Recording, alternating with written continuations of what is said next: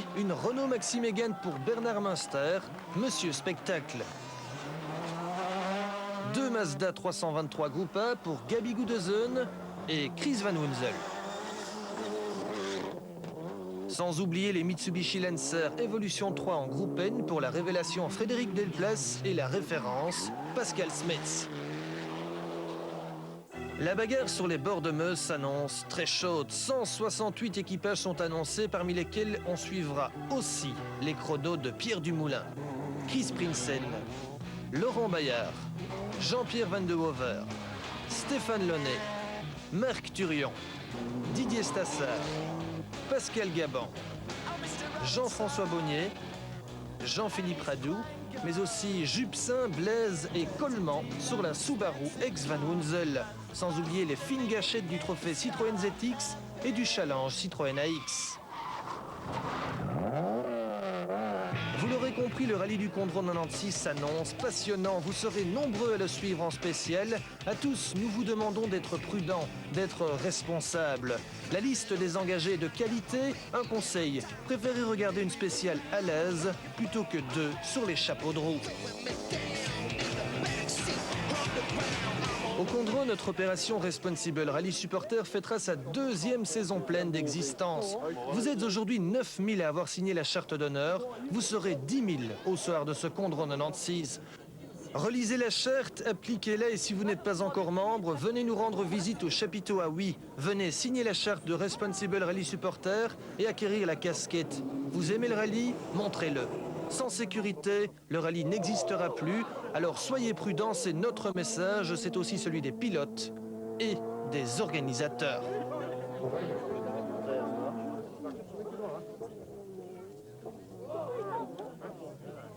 S'il vous plaît, soyez prudents. Je n'ai pas envie qu'il arrive quelque chose ici à ce rallye du Condro.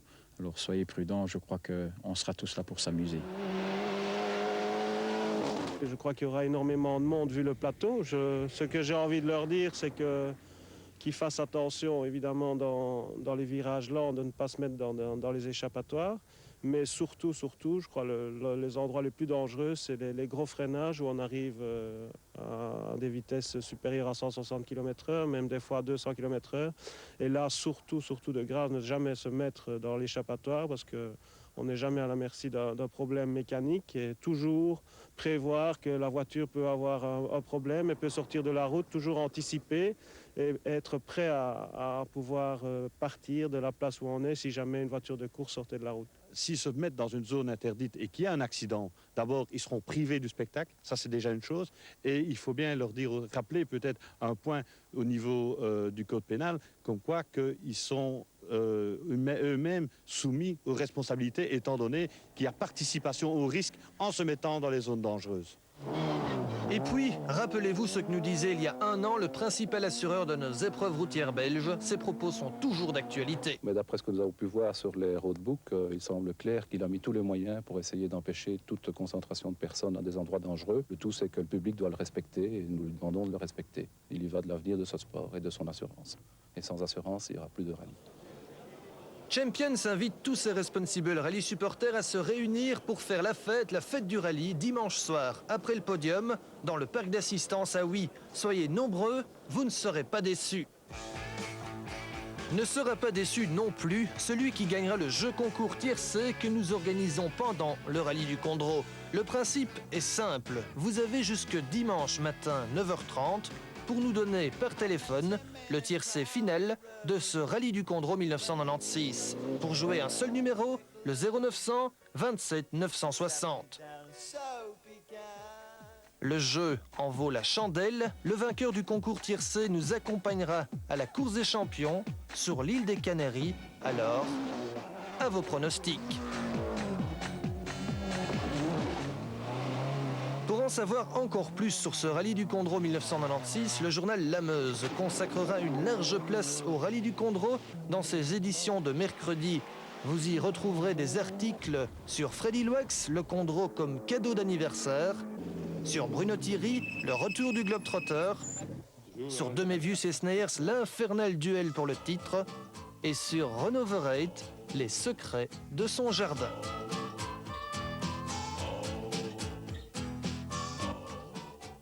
Par ailleurs, nous offrons à 5 de nos Responsible Rally supporters une carte d'entrée au Rallye du Condro. Voici leurs noms. Patrick Hulama de Cours-Saint-Étienne, Patrick Vangelder de Cognelet, Claude Ross de Saint-Vite, Yves Morlac de Bellevaux au Luxembourg et Stephen Barth de Hoekene.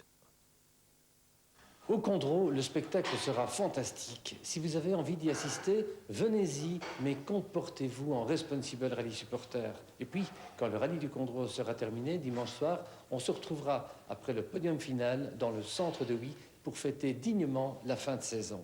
Qui dit fin de saison dit aussi remise de récompenses et remise de prix. Voici les résultats de notre concours Renoverate. Vous avez été très nombreux à participer à notre jeu concours Renoverate à l'occasion de ce Rallye du Condro 1996. Un jeu concours qui va peut-être vous permettre de gagner un siège de copilote dans la Toyota d'usine de Renault, l'espace d'une spéciale.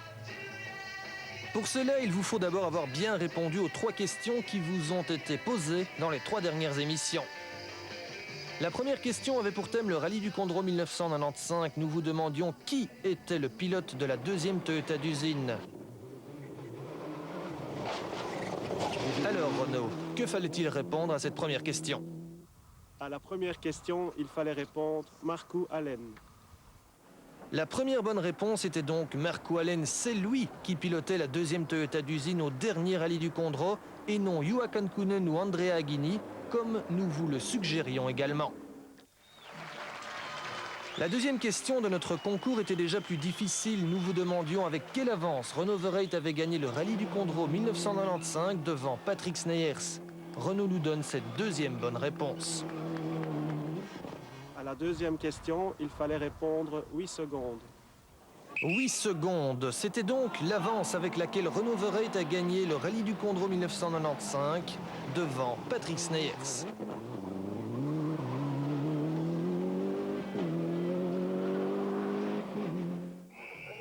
La troisième et dernière question de notre concours était aussi la plus difficile. Nous vous demandions quelle longueur Renoverate était capable de sauter à pied au jump de Villers-le-Bouillet. Alors, à votre avis? À la troisième question, la bonne réponse était 3,03 m. Pour réaliser ce bond mémorable dans l'histoire du jump de Villers-le-Bouillet, Renaud a mis la gomme. Son copilote Jean-Manuel Jamard vous confirme la bonne réponse. 3,03 m. 3,03 m ou 303 cm était donc la troisième et dernière bonne réponse. Parmi les nombreuses réponses que nous avons reçues, le sort a désigné 5 téléspectateurs qui gagnent une place de copilote aux côtés de Renoverate. Voici leurs noms. Messieurs Menten de Gers, Michak Zig de Juprel, Loïc de Lalouvière, Ranoué de Froidchapelle et Ouvalingue de Palizeul.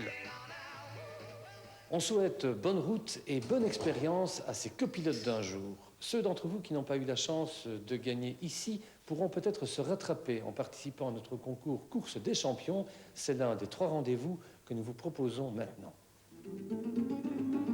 Champions remet ça. Dès la semaine prochaine, nous vous poserons la première question de notre concours Course des Champions. Les vainqueurs seront tirés au sort. Ils nous accompagneront sur l'île de Gran Canaria pour assister à l'un des spectacles les plus fabuleux en sport automobile. La Course des Champions le retrouvera entre autres Mäkinen, Macrae, Kankkunen, Sainz, mais aussi Bruno Thierry et Freddy Loax. Restez branchés. Une semaine après le Rallye du Condro, les 15, 16 et 17 novembre, Champions et l'opération Responsible Rally Supporter vous donnent rendez-vous à Hasselt pour le 10e international Gränsland Racing Show. Vous y retrouverez toutes les voitures qui vous ont fait rêver cette saison. Les groupes A du championnat du monde des rallyes, mais aussi celles des rallyes belges, en passant par les voitures de tourisme, les camions, les 4x4 et les Formule 1. On vous en reparle la semaine prochaine.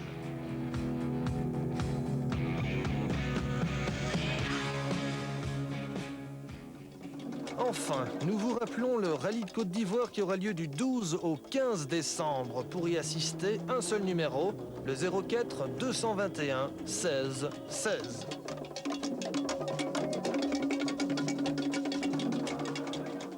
Enfin, ce début de semaine est marqué par le Rallye de Catalogne. En voici les faits principaux. À l'occasion du Rallye de Catalogne, Subaru a présenté en premier sa future voiture de rallye. Une Impreza complètement reliftée et qui répond aux normes des World Rally Car. Changement majeur, l'Impreza n'a plus que 2 portes. Les spolaires avant et arrière ont pris du volume, les ailes ont gonflé. C'est la future monture de Colin McRae.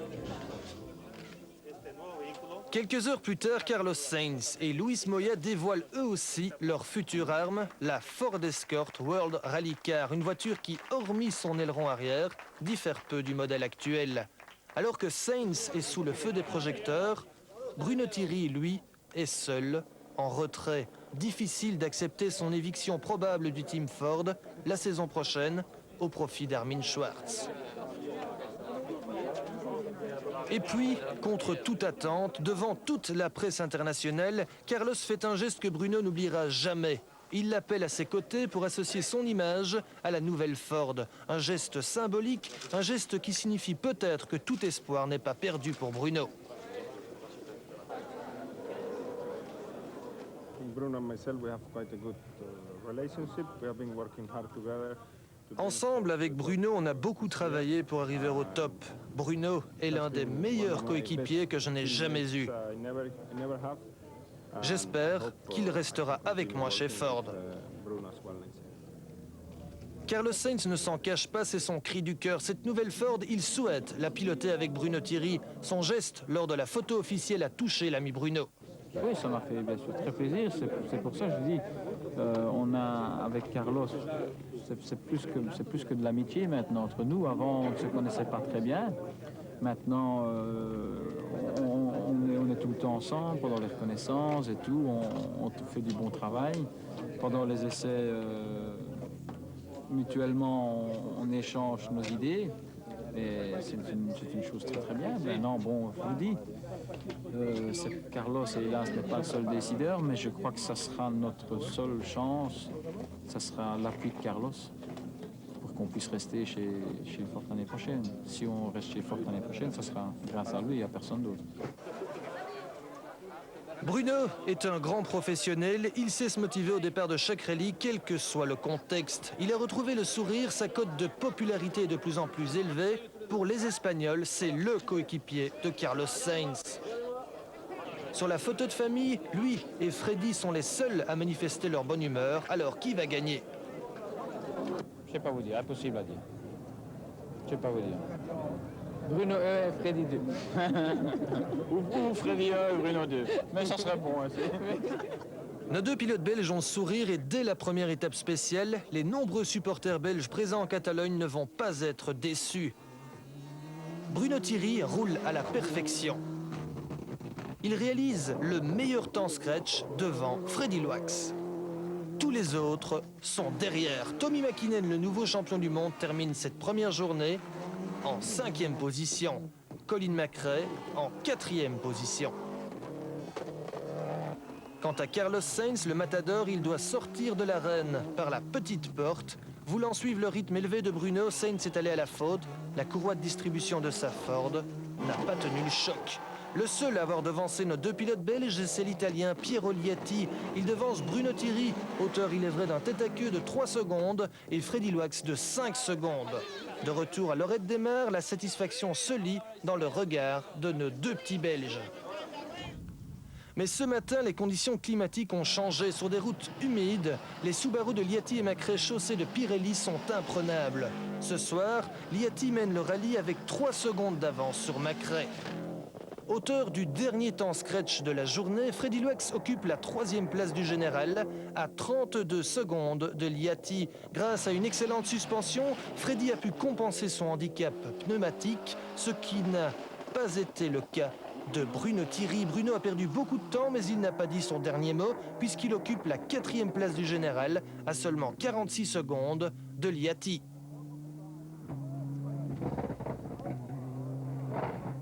Terminé pour Champions numéro 37 depuis les ateliers d'RAS Sport à Châtelet. On se retrouve la semaine prochaine dans Champions numéro 38 avec le film reportage complet du rallye du Condro et la première analyse à chaud du rallye de Catalogne.